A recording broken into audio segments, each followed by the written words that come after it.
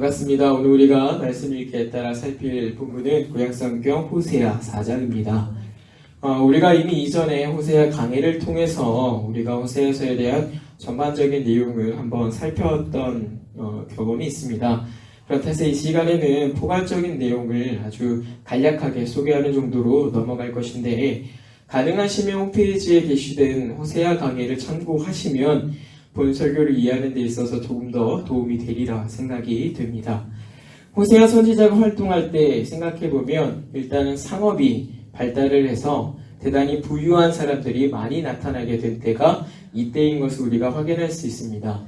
참으로 아이러니한 것은 그때에 그 나라를 지배했던 왕들은 참으로 형편없고 참으로 볼품이 없는 그런 왕들이었는데, 희한하게도 그 백성들은 먹고 살기 좋았다 이겁니다. 희한하게도 그때의 나라가 제법 가지고 있는 것이 많아졌던 때가 이때입니다. 왜 그럴까라고 생각해보면 그들이 잘해서가 아니라는 건 이미 열왕기를 우리가 읽었기 때문에 알 것입니다. 그 백성을 도와줄 이가 아무도 없었기 때문에, 자기 백성을 도와주는 이가, 자기 백성을 생각하는 사람이 아무도 없었기 때문에 하나님께서 그들을 챙겨주시는 겁니다. 아무도 그들을 신경 쓰지 않고 아무도 그들을 돌보아주지 않기 때문에 하나님께서 그들에게 긍휼히 여기심으로 그들에게 소유할 것들을 많게 하셨다 이겁니다. 바알 숭배라고 하는 것들이 굉장히 많이 있었기 때문에, 그래서 당시는 영적으로 굉장히 타락했던 때고, 영적으로만 타락한 것이 아니라 정치적으로도 매우 타락했던 때가 호세아 바로 이때입니다.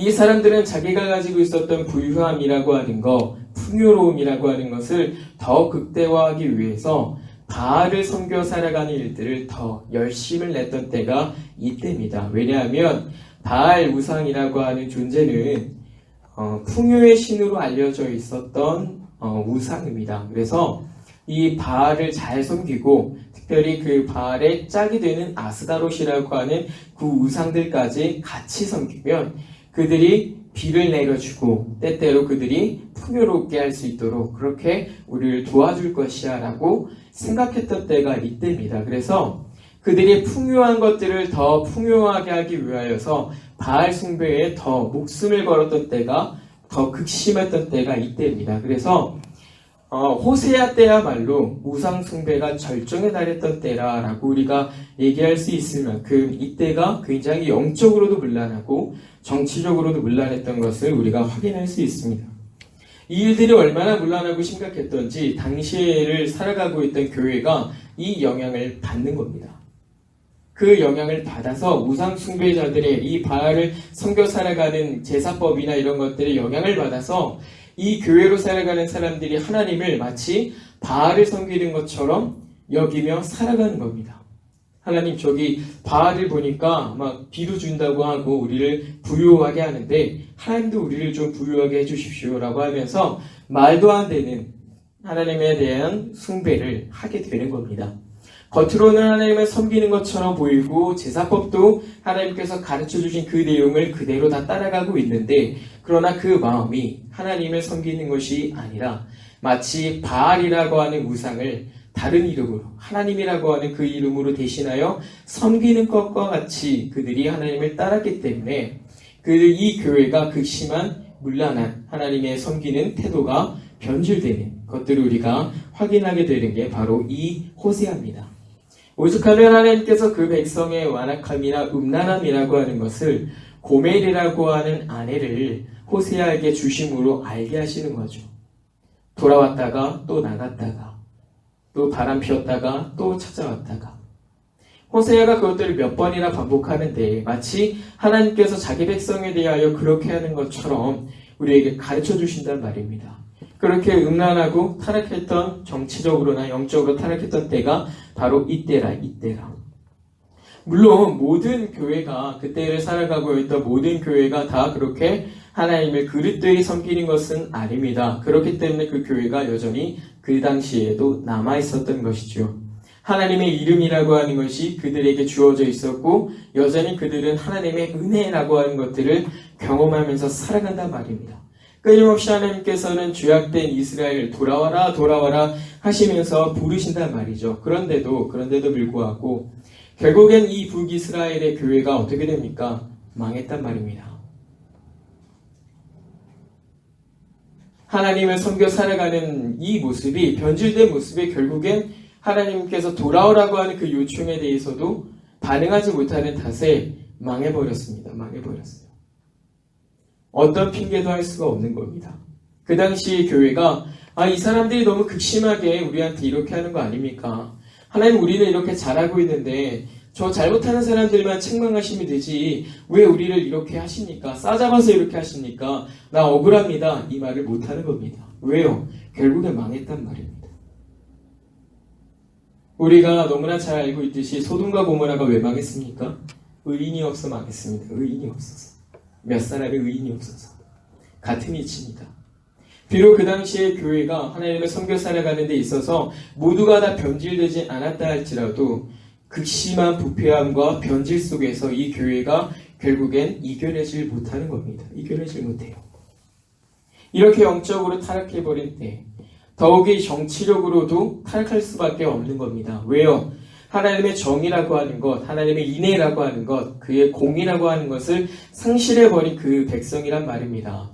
오늘날과 달라서 그때는 신정국가였어요. 하나님을 섬기는 것이 곧 그 나라를 다스리는 일과 같은 이치였단 말입니다. 영적으로 타락해버리니 어떻게 하는 것이 올바로 하는 것인지 사람들이 모르는 겁니다. 그러한 탓에 첫 번째로 부유한 사람들이 가난한 사람들을 압제합니다. 왜요? 내가 더 많은 걸 갖기 위해서. 더 많은 부를 갖기 위해서 가난한 사람들을 착취하는 겁니다. 내가 더 손해보지 않기 위해서 가난한 사람들의 고요를 빼내는 겁니다. 정치적으로 그렇게 타락해버린 때 뿐만 아니라 종교적 지도자들 역시도 자기들의 배를 채우기 위해서 제사를 집례합니다. 죄, 그것들을 가지고 왔는데 또 다른 죄를 낳게 만들어버리는 때가 이때입니다. 그들이 가지고 오는 재물에 탐이 나서 그것들을 더 갖기 위해서 이 사람들을 더 자주 하나님 앞에 죄를 짓고 그렇게 자기들에게 또 찾아오도록 그렇게 하는 게 제사장이란 말입니다. 그때의 제사장. 완전히 타락해버려서 정말 형편없이 변해버릴 때가 이 모습이란 말입니다. 거의 동시대를 활동했던 미가 선지자는 이러한 말씀을 남깁니다. 2장 1절이야 2절에 그와 같은 모습들을 그들이 침상에서 죄를 꾀하며 악을 꾸미고 날이 밝으면 그 손에 힘이 있으므로 그것을 행하는 자는 화 있을진저 밭들을 탐하여 빼앗고 집들을 탐하여 차지하니 그들이 남자와 그의 집과 사람과 그의 사람을 강탈하도다. 이게 무슨 말씀이냐면 잠들기 전에 남의 것을 어떻게 빼앗을 수 있을까 고민하는 겁니다. 내 것들을 어떻게 더 많이 할 수 있을까? 잠들면서부터 벌써 죄지을 생각을 하고 잠드는 거예요. 아침에 눈을 뜨자마자 이제 내가 힘이 있으니 그 일들을 해야겠다. 어젯밤에 내가 생각했던 그 나쁜 일 해야겠다. 그 당시에 사람들이 그걸 나쁜 일이라고 생각하지 못한 겁니다. 왜? 나한텐 유익이었으니까요. 내가 이 일을 함으로써 더 많은 것을 가질 수 있고 내가 이 일을 함으로써 내 소유가 더 안전하게 보장될 수 있기 때문에 나의 경쟁자들은 무너지고 나는 그만큼 더 많은 자리를 확보할 수 있기 때문에 이 사람들은 그게 잘못된 줄 모르고 살아가는 겁니다. 더군다나 아수르와의 외교적인 문제에 대해서는 이 백성이 하나님을 의지하는 게 아닙니다. 하나님을 의지하는 게 아니라 오히려 애굽이라고 하는 나라와 손을 잡고 이 아수르를 어떻게 해보려고 하는 겁니다. 그 안에 하나님이 없는 거예요. 흡사 오늘의 모습과 굉장히 유사해 보이는 게 바로 이 호세아 때입니다. 그렇지 않습니까? 소위 재벌이라고 부르는 부유한 사람들 모두가 다 그런 건 아닐지 모르지만 자기들의 입속을 채우기 위해서 혈안이 되어 있습니다. 자기들의 경쟁자가 되려고 하는 사람들에 대해서는 끊임없이 그들을 무너뜨려야 된다라고 하는 게 이 시대란 말입니다. 학생들에게 경쟁을 가르치는데 그것을 통해서 긍정적인 결과를 도출해내기 위한 게 아니라 살아남기 위한 경쟁을 가르칩니다. 어떻게든 싸워서 공부를 더 많이 해서 네가 더 높은 자리, 더 나은 자리에 올라가서 그들을 깔아뭉개야지. 그들을 네가 주물러야지. 그런 시대, 오늘이란 말입니다. 마치 이 호세아의 모습과 너무 같아서 이 마음이 두려울 만큼 이 시대의 모습이 그렇게 변질되어 있구나라고 하는 걸 우리가 호세아를 보면서 확인할 수 있단 말입니다. 오늘날 종교인들도 마찬가지죠. 모든 종교를 떠나서 다 지도자들이 문제가 있습니다. 얼마 전에 이제 또 문제가 있었지 않습니까? 조계종에서 최고 지도자라고 하는 사람들. 소위 종교계 내에서 굉장히 높은 덕망을 가지고 있어야 되는 사람들, 소위 자기들이 가지고 있는 신앙에 있어서는 굉장히 높은 자리에, 그리고 굉장히 덕스럽고 모범이 되어야 되는 자리에 있는 사람들이 그 일들 바로 못하는 겁니다. 얼마 전에 교회, 명성교회나 몇몇 교회들이 지금 이름이 오르락 내리락 하고 있고 모든 종교를 통틀어서 그런 겁니다. 이 모습과 달라 보이질 않는 거예요. 오늘 우리가 함께 읽은 본문에서는 이렇게 망가질 대로 망가져버린 그 당시의 교회를 향하여서 하나님께서 말씀하시기를 깨닫지 못하면 망할 것이다. 이렇게 말씀하는 겁니다. 이 말씀은 마치 요한계시록 가운데 그 교회들에게 하시면서 뭐라고 말씀하십니까? 성령이 교회에 말씀하시는 것들을 들으라 하시면서 결국에 인내하고 견디는 교회가 승리할 것이다. 이 말씀을 하시는 것과 다를 바 없는 그러한 경고인 겁니다. 하나님의 말씀을 깨닫지 못하는 교회는 넘어질 것이다. 결국엔 성령이 하시는 말씀을 듣고 끊임없는 유혹과 죄악으로부터 인내하고 견뎌내고 그 말씀 가운데 살아가지 못하는 교회는 넘어질 것이다. 망할 것이다. 이 경고를 오늘 이 말씀을 통해서 우리가 확인하게 되는 겁니다. 함께 읽은 호세아 4장의 기록에서도 잘 나타났듯이 그들의 문제가 과연 무엇일까? 대체 무엇이 문제였기에 이들이 이러한 처참한 상황에 이르게 되었을까라고 생각을 해보면 핵심은 다른 게 아니라 진실도 없고 인애도 없고 하나님을 아는 지식도 없다라고 하는 겁니다. 진실이 없고 인애가 없고 하나님을 아는 지식이 없다. 교회는 본래 하나님을 아는 지식을 소유함으로써 진실되이 행할 수 있게 되고 하나님의 지식을 소유함으로써 어떻게 하는 것이 인애롭게 하는 것인지는 알아서 그것들을 하게 되는 거란 말입니다. 하나님에 대한 지식, 하나님은 어떤 분이신가, 그분이 진실하다 말씀하시는 게 무엇인가를 알지 못하면 어떻게 행동하는 것이 진실인지를 모르고 어떻게 살아가는 것이 인애를 베푸는 것인지 모른단 말입니다. 그렇기 때문에 교회는 하나님에 대한 지식을 소유함으로써 이렇게 사는 것이 진실한 것이구나, 이렇게 사는 것이 인애를 행하는 것이구나 라고 하는 걸 알게 된단 말입니다. 하나님에 대한 지식을 알므로써, 그것들을 가짐으로써. 근데 그걸 놔버렸다 이거예요. 그걸 놔버렸다. 그래서 교회가 빛과 소금이라 라고 하는 이유는요, 다른 데 있는 게 아닙니다. 뭐 대단히 삶이 특별하고 달라서가 아니라요, 하나님에 대한 지식을 소유했기 때문에 무엇이 빛에 있는 것이고 무엇이 소금의 역할을 하는 것인지 알기 때문에 이 얘기가 우리에게 적용이 되는 거란 말입니다. 빛과 소금. 이 말씀은요, 사실 한편으로는 이 교회의 역할과 기능이라고 하는 것이 무엇인지를 잘 가르쳐 주는 거예요. 특별히 그 교회가 있음으로 인하여서 그 주변이 얻게 되는 유익이 무엇인지 가르쳐 주는 겁니다. 교회가 빛이고 교회가 소금이기 때문에 그 빛으로 인하여서 그 소금의 기능으로 인하여서 부패하지 않고 어둠이 그곳을 다 집어삼키질 못하게 되는 거예요. 교회가 있음으로 인하여서 그 주변이 오히려 밝아지고 그 주변이 부패하지 않게 된단 말입니다. 말 그대로 빛과 소금이에요. 그 안에서 정말 맛이 나는 것이고 그 안에서 정말 밝은 것들이 드러나는 것이란 말입니다. 그런데 이걸 상실한 순간 어떻게 되는 거예요? 끊임없이 어둠으로 가는 거예요. 부패하는 것이고 끊임없이 어둠이 집어삼키는 겁니다. 하나님의 뜻과는 상관없이 모든 것들이 그렇게 다 썩어 문드러져 가는 거예요. 교회의 기능이라고 하는 건 그걸 억제하는 것이다 이겁니다. 그러니까 교회는요, 그 자리에 있음으로 인해서 빛과 소금이라고 할 때 주변을 잘 보시면 아는 겁니다. 우리 교회가 빛과 소금의 역할을 하고 있는지 그걸 주변을 보면 알아요. 나는 빛과 소금이라고 살아가는데 내 주위의 사람들이 부패함에 빠져 있거나 무엇이 빛인지를 모르고 살아가거나 그러면 그건 내가 역할을 제대로 하지 못하는 거란 말입니다. 교회는 그 자리에 있음으로 인하여서 그 빛을 밝게 드러내고 썩지 않게 소금의 역할로 그것들을 이제 지켜내는 거란 말이죠. 조금 더 넓은 의미에서는 하나님의 창조라고 하는 것, 하나님의 주인 되심, 하나님의 어떤 주권이 미치고 있는 이 모든 영역이 교회 때문에 썩지 않도록 교회가 그 기능을 해야 된단 말입니다. 왜요? 이 모든 것들은 다 하나님의 것이니까. 우리는요, 꼭 교회의 그 일부분만 하나님의 것이라고 생각해서 우리만 안 썩고 우리만 빛나면 된다고 생각해요. 그게 아니란 말입니다. 모든 게 다 하나님의 것이에요. 그 하나님의 것은 교회가 썩지 않게 해야 되고 교회가 어둠에 잠식되지 않도록 해야 되는 책임이 있단 말입니다. 그러한 면에서 오늘날의 교회가 그 일들을 하느냐? 아니란 말입니다. 마치 마비되어 있는 것과 같고 마치 그 일들을 상실해버린 것만 같은 이 시대가 바로 그 모습이란 말입니다. 사람들이 그러지 않습니까? 교회가 저렇게 살아가는데 하물며 교회가 이렇게 하는데 내가 이거 한다고 뭐가 문제가 됩니까? 교회에 다니는 사람들, 교회라고 하는 사람들이 이렇게 사는데 목사라고 하는 사람들 이렇게 하는데 마비되었거나 아니면 그 기능 완전히 상실한 겁니다.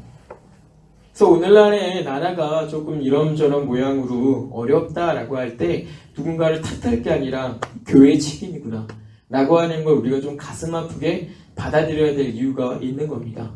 당시에 이 교회가요, 이 호세아 때 이 교회가 정말 빛과 소금의 역할을 감당했으면 안 망했어요.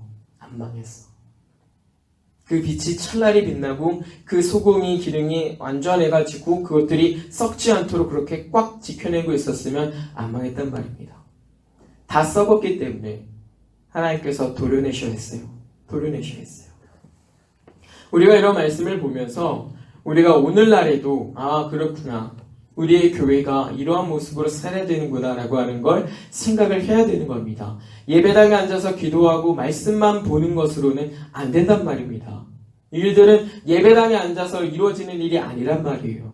물론 첫 번째는 예배당에서 주어지는 말씀을 가지고 배우고 익히는 것을 통해서 시작이 되겠지만 결국엔 우리의 삶의 자리에서 살아내야만 되는 문제란 말입니다. 예배당 안에서만 우리가 안 썩으면 어떡합니까? 밖은 다 썩어 문드러졌는데요. 우리가 이런 내용을 좀 주의 깊게 생각을 해야 된단 말입니다. 지난 주일에 목사님을 통해서 간략하게 아주 짧게 소개받은 것이라 기억하실지 모르겠지만 말씀을 듣는 사람들의 태도에 대해서 한 4가지 정도를 말씀을 하셨습니다. 첫 번째가 관심을 갖는 거였어요. 말씀에 대해서. 그리고 그것들을 내게 주시는 말씀으로 받아들이는 거였어요. 남에게 하는 말이 아니라 나에게 하시는 말씀으로 내가 받는 것이었어요. 그리고 그걸 간직하는 일이었어요. 안 놓치고 그걸 그렇게 가지고 살아가는 것만이 아니라 이걸 가지고 실천하는 게 그 말씀을 듣는 사람들이 갖춰야 될 태도란 말입니다. 실천이 없고 간직하는 게 없고 내게 주는 말씀은 아니야 라고 하는데 심지어 관심이 없는 경우도 있습니다. 교회가 어떻게 제대로 살아갈 수가 있겠습니까? 당시의 교회가 이 문제를 그대로 갖고 있는 거예요. 하나님이 왜 우리를 돌이키라고 하시는가? 관심이 없어요. 난 잘하고 있는데 제사 때마다 내가 좋은 제물을 갖다 바치고 좋은 것들을 하나님 앞에 구별해 드리려고 애쓰는데 뭘 돌이키라고 하시는가? 관심이 없습니다. 그러면 받아들일 수도 없고 받아들이지 못하면 간직할 게 없어요. 그러면 살아갈 수가 없단 말입니다. 살아갈 수가 없어요. 우리가 이런 말씀을 좀 주의 깊게 생각할 필요가 있단 말입니다. 왜요? 오늘날에도 여전히 교회는 빛과 소금이라 말씀하시기 때문입니다. 이때만 그런 것이 아니고 그리스도 그분이 사역하실 때만 그런 게 아니고 지금도 여전히 교회는 빛과 소금이라 라고 하기 때문에 우리가 이 말씀을 좀 주의 깊게 생각해 볼 필요가 있다 이겁니다.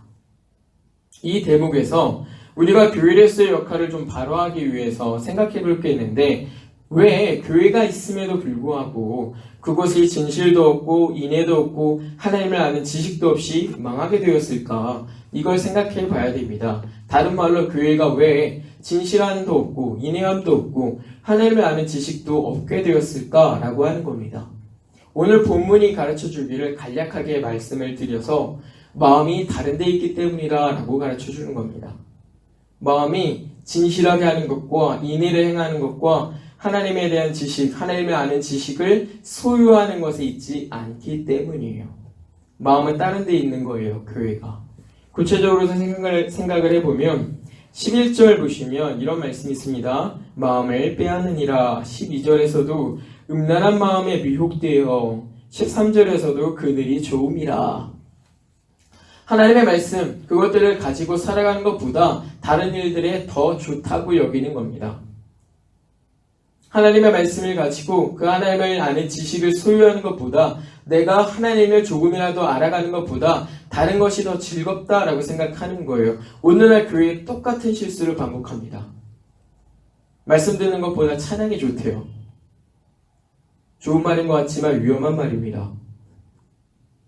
좀 큰 교회가 어떻게든 사람의 마음을 움직이고 감성을 자극하고 그들의 어떤 소위 은혜를 느낄 수 있도록 감성을 그렇게 느낄 수 있도록 하기 위해서 다양한 시스템을 준비하는데요. 사운드, 이런 조명이나 여러 가지 시각적으로 그 다음에 청각적으로 다양한 자극들을 주려고 합니다.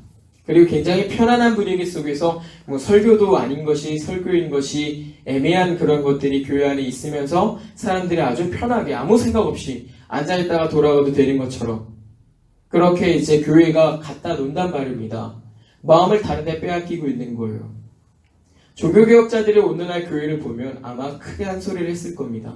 그러한 목사들, 그러한 교육자들을 두고서 그러한 성도들을 두고서 아주 따끔하게 훈계했을 만한 일이 오늘날 이 교회에 일어나고 있는 거예요. 그늘이 좋음이라. 그것들에 미혹되고 있고 그것들의 마음을 빼앗기고 있는 겁니다. 그래서 죄송한 말씀이지만 오늘날 신앙생활 하는 사람들이 성경을 해석할 줄을 몰라요. 신앙생활 하는 사람들이 성경을 해석할 줄 모른다니까요. 말씀을 보는데 이 말씀이 대체 무슨 뜻인지를 설명을 해주지 못합니다. 누가? 성도가. 성도들은 다 이 일들을 목회자의 것이라고만 생각해요. 안타까운 일입니다. 종교개혁자들의 생각은 그 반대였습니다. 이 성경은 우리 목회자들만의 것이 아니다. 이 성경은 사제들, 성직자들만의 것이 아니다. 하나님의 백성의 것이고 하나님의 것이지 왜 우리만의 것이냐? 아니다. 그래서 이 성경을 사람들에게 가르쳐주고 그것들을 남기기 위해서요. 정말 목숨을 걸었단 말입니다. 이 말씀을 다시 라틴어로 번역이 되어 있었거든요. 라틴어가 아닌 다른 말로는 성경이 기록될 수가 없었습니다. 사제들이 아니면 잘 알지도 못했어요. 궁금해하지도 않았고요. 라틴어를 이제 각자의 언어로 바꿉니다. 번역하기 시작해요. 독일어로, 네덜란드어로, 다른 언어들로 번역을 해서 이 성경을 보급하려고 합니다. 그럴 때 성직자들, 당시의 교회가 뭐라고 얘기를 하면 이 사람들은 성경을 모독하는 사람들이다. 이 사람들은 하나님을 모독하는 사람이다 라고 그들에게 핍박을 가하는 겁니다. 그 당시의 성도들에게 이 성경을 쥐어주기 위해서 그리고 그 사람이 목회자를 끼고 하나님의 성경을 살아가는 게 아니라 자기 자신이 하나님의 말씀을 가지고 하나님과 인격적인 그 1:1 관계에서 살아갈 수 있도록 하기 위해서 이 사람들이 그렇게 애를 썼는데 사도들도 그렇게 살았는데 오늘날 교회는요 거기에 관심이 없어요. 거기에 대한 심각한 문제의식도 없습니다. 목사들만 하면 되지고 우리가 이런 것까지 알아가지고 쓸 데도 없는데 그러면 왜 성도로 살아가려고 하십니까? 그렇게 하면서 어떻게 말씀 중심이라고 우리가 얘기할 수 있겠으며 그렇게 살아가면서 우리가 어떻게 성경을 사랑하노라 이렇게 말씀할 수가 있는 것입니까? 믿지 않는 사람들도 모르는 성경 근데 믿는 나도 모른다면 문제 있는 거 아니겠습니까? 믿지 않는 사람들에게 이것이 하나님의 말씀입니다. 이것이 우리에게 주신 복음입니다 라고 말할 수 있으려면 우리가 정말 이 말씀을 잘 알아야 되는 거 아닙니까? 그런데 오늘날 교회가 그런 것에 마음이 없는 거예요. 그러다 보니까 하나님을 아는 지식에서도 멀어지고 어떻게 하는 것이 진실되게 살아가는지도 모르고 어떻게 하는 것이 인애를 베푸는 건지도 모르는 이 상황에 이르게 됐단 말입니다. 무엇에 마음을 빼앗겼는가? 오늘 이 본문 가운데서는 7절 보니까 이렇게 말씀하는데요. 7절 제가 잠깐 읽겠습니다. 그들은 번성할수록 내게 범죄하니 내가 그들의 영화를 변하여 욕이 되게 하리라. 영화를 위해서 그들의 마음을 빼앗긴 겁니다. 번영, 더 잘 살기 위한 것, 거기에 이 하나님을 아는 것보다 더 많은 가치를 두고 살아가게 된 현실이 이때란 말입니다. 오늘날 모습인 것 같지 않습니까? 오늘날 교회도 굉장히 이기적이어서요. 자기 교회만 잘 살면 됐어요. 우리 교회가 부자고 사람들 많으면 됐단 말입니다. 다른 관심은 없어요. 사람 앞으로도 많을 거고. 아니요. 그런 교회가 다 무너졌습니다. 그런 교회들 다 무너졌어요. 번영할수록 베풀어 주신 하나님의 은혜를 깊이 간직해야 됩니다. 그리고 그 말씀을 더욱 깊이 이해하고 간직해야만 하는 것입니다. 그런데 그러한 것보다 번영, 부유함, 돈을 더 많이 버는 거, 경제적으로 능력 있는 거, 권세 있는 자리에 내가 이르게 되는 거, 이런 것들을 탐하기 시작하는 겁니다. 번영을 추구하며 살아가는 것은 사실 나쁜 건 아닙니다. 하나님의 은혜 가운데서 번영을 기대하고 살아가는 것은 사실은 유익합니다. 왜냐하면 하나님의 약속이 그것들을 보장하고 있기 때문입니다. 단 조건이 뭐냐면 하나님의 말씀에 순종이 우선입니다. 이 번영을 기대하며 살아가는 것보다 하나님의 말씀을 잘 알아서 그것들을 간직하는 게 우선이에요. 그러한 삶을 살게 되었을 때 번영은 따라오는 거예요. 그런데 이게 바뀐 거죠. 주객 전도가 됐습니다. 너무 안타까운 거는요. 차라리 주객 정도만 되면 좋겠는데요. 번영 외에 다른 생각이 있지 않다는 게 문제인 겁니다. 차라리 번영을 꿈꾸면서 하나님의 말씀을 조금이라도 순종한다고 한다면 이게 언젠간 역전이 될 수도 있는 건데 이게 없어요. 번영하려고만 해요. 하나님의 말씀에 대한 순종하려고 하는 게 없어요. 단순히 주객 정도만 되는 게 아니라 아예 주가 없어져 버렸습니다. 주가 없어져 버렸어요. 그래서 오늘날에도 교회를 살아가는 사람들이 조금이라도 자기가 손해를 당하며 시험 들어가지고 교회를 박차고 나가는 이 비참한 현실에 이르게 되는 겁니다. 자기가 잘 나가고 좋고 좀 이렇게 번영하고 할 때는요, 하나님의 은혜가 충만해가지고요, 막 이 마음이 막 온유하고 막 이런 것처럼 다 하는데요, 조금만 문제가 생기면요, 비참하다고 막 하고, 하나님 나한테 왜 이러실까부터 뭐 입에 담을 수 없는 그런 처참한 말들을 하면서 그렇게 교회를 떠나가는, 그렇게 신앙을 포기해가는 이런 사람들도 많이 있는 겁니다. 고3 수험생을 위해서 기도를 했더니 대학에 떨어져 버렸어요. 내 아이가 못해서 그럴 수도 있는 건데, 아니면 하나님께서 그 시간을 통해서 특별하게 섭리하시고 무엇인가 알게 하기 위한 시간일 수 있는 건데 박차고 나가는 겁니다. 하나님 없다, 하나님 없어. 내가 기도했더니 아무런 소용없어. 오늘날 교회 현실이란 말입니다. 이때만 그런 게 아니고 오늘을 살아가는 우리도 똑같이 살아가요. 정말 희한하지 않습니까? 하나님의 말씀은 이미 수천 년 동안 자주 말씀드립니다. 수천 년 동안 기록이 되어 있고 우리가 이미 수십 번도 그리고 수만 번도 더 봤을지도 모르는 이런 말씀을 왜 똑같이 살아가고 있는가? 다른 이유가 아닙니다. 오늘날에도 교회가 이 번영이라고 하는 것, 하나님의 말씀이라고 하는 것 말고 다른 것을 더 좋아하고 다른 것에 마음을 빼앗겨 버렸기 때문이라 이겁니다. 단편적인 얘기긴 하지만 그래서 조금 적절하지 않을 수도 있지만 오늘날 교회가 이 내용을 잘 이제 드러내주는 문제는요, 예배당 건축할 때 잘 나타납니다. 예배당 건축할 때 어떤 일이냐면 예배당 건축하는 일에 있어서 기여를 많이 한 사람, 그러니까 헌금을 많이 한 사람은요 어느 순간 그 교회 1등 신자가 되어 있어요. 그런데 헌금을 조금 생활이 어려워서 많이 하지 못하는 사람들은요 어느 순간 죄인이 되어 있어요. 웃기지 않습니까? 헌금을 많이 하면 그건 감사해서 하는 일이지 않습니까? 물론 칭찬을 받을 수도 있는 일이긴 하지만 그게 그 교회 1등 신자를 구분 지을 수 있는 기준은 아니란 말입니다. 근데 1등 신자가 돼 있어요. 예배당만 건축하면요. 목회자도 그게 아니라는 거 알 겁니다. 그리고 성도들도 그게 아니라는 거 알 거예요. 그런데도 은연중에 그런 분위기가 있어요. 교회. 각 교회들에 다 있어요. 그래서 막 헌금 많이 하고 예배당에서 어쨌든 자기가 뭔가 기여한 게 있는 사람은요, 막, 기사로 막 하면서 막 이렇게 다니고요. 뭐, 그렇지 못한 사람들은 뭐, 음매 기주고 하면서 막, 죄인처럼 이렇게 살아가는 교회의 모습을 오늘날 우리가 실제로 본단 말입니다. 이게 기이한 일이에요. 도저히 일어날 수가 없는 일인데, 일어나고 있단 말입니다. 이건 다른 데에 마음을 뺏기지 않으면 일어날 수가 없는 일들인 거예요. 오늘 우리가 이런 교회 현실을 마주하면서 이 호세아 말씀을 정말 깊이 있게 생각할 필요를 다시 갖는 겁니다. 결국에 이렇게 살아가면 어떻게 된다는 겁니까? 망한다.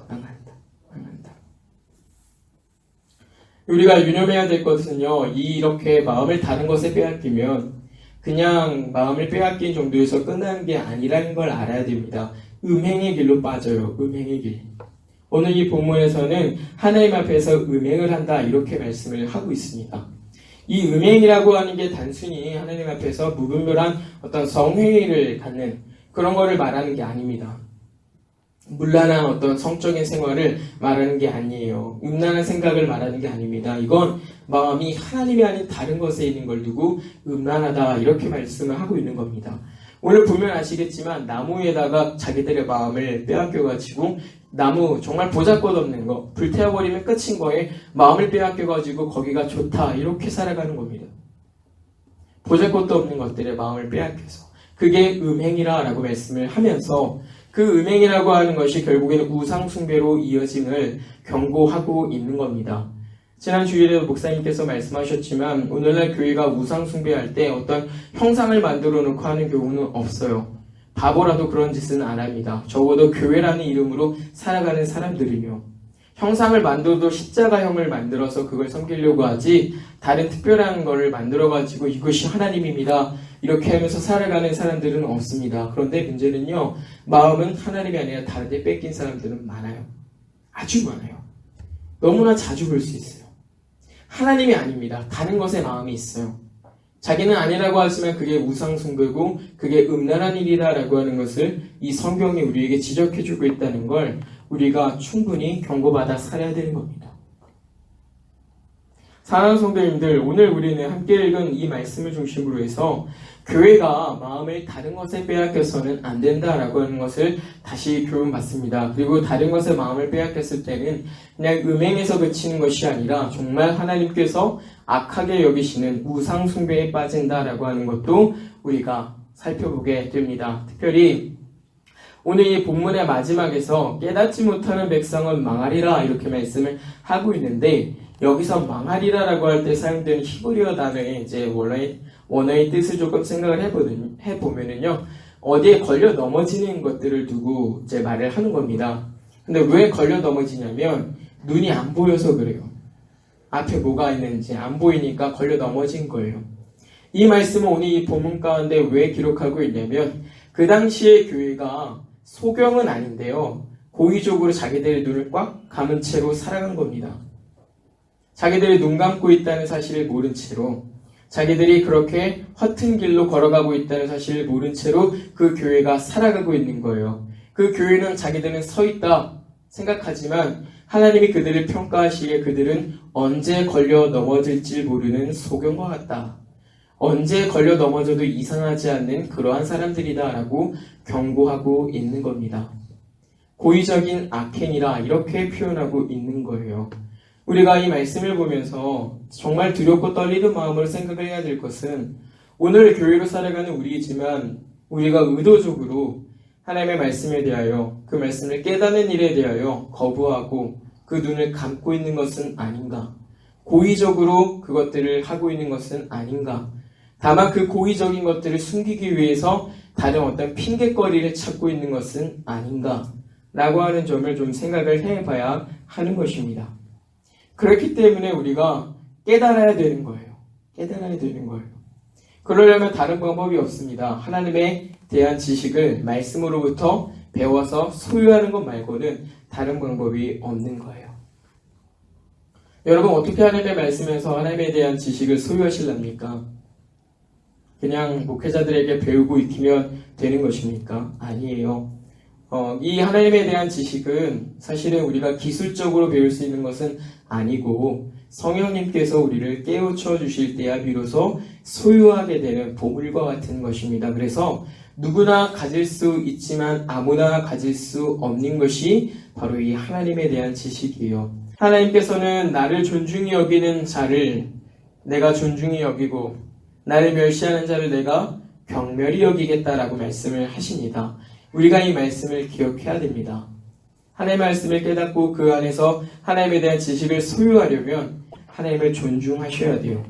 어떻게 존중해야 되는가? 첫 번째가 먼저 기록된 하나님의 말씀인 이 성경에 대하여, 그리고 보이는 하나님의 말씀인 성례에 대하여, 그리고 우리가 선포된 하나님의 말씀이라고 부르는 설교에 대하여 매우 소중하고 가치 있게 생각해야 하는 것입니다. 이거부터 출발하셔야 돼요. 하나님의 말씀을 듣는 거, 하나님의 말씀을 보는 거 아주 소중하고 아주 귀중한 것으로 여기시지 않으면 안 되는 겁니다. 우리가 정말 이러한 태도를 가지고 살아가기를 바랍니다.